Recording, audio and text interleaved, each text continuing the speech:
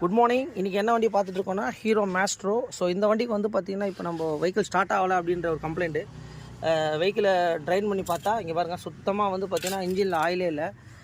Oil 2-3 இடத்துல league ஆகிருந்துருக்கு. So customer வந்து எப்போவுமே கஸ்டமருக்கு உங்களுக்கு தெரியாது. கண்டிப்பாக இந்த மாதிரி நீங்கள் எக்ஸ்பிளைன் பண்ணி கொடுங்க.